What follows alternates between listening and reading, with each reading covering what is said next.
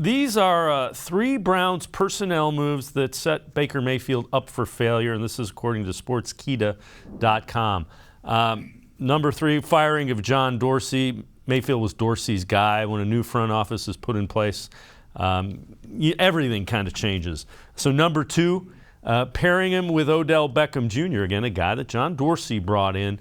What fans thought situation, quarterback was forcing the ball to the receiver. You see Beckham, he tore his ACL, and the chemistry was just never there. And the third thing is having him play injured for all of 2021. And when you add those 3 things up together, you can see why it just didn't work out for Baker Mayfield in Cleveland. And I think those are all spot on and pretty accurate. Yeah, I think number 1 is patently obvious. There's no debating that one.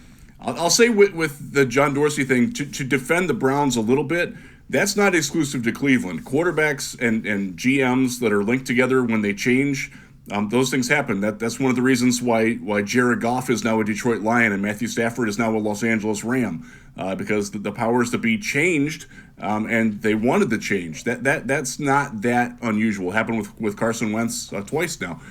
So I won't necessarily give the Browns a pass on that, but it's understandable that a new regime would want a guy who better fits what they want to do. Whether they get that right or not will have a great deal of impact on how that gets viewed, whether they made the right decision or not.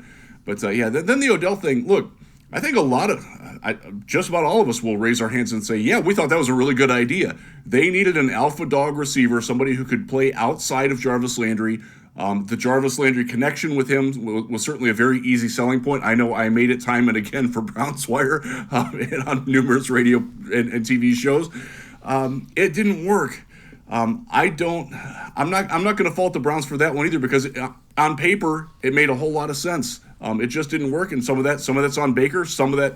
A lot of that's probably on OBJ himself, but some of it's also on the coaching staff for not making accommodations to the 2 very headstrong people that they brought together, and probably should have known that maybe they were a little bit of oil and water mixing there.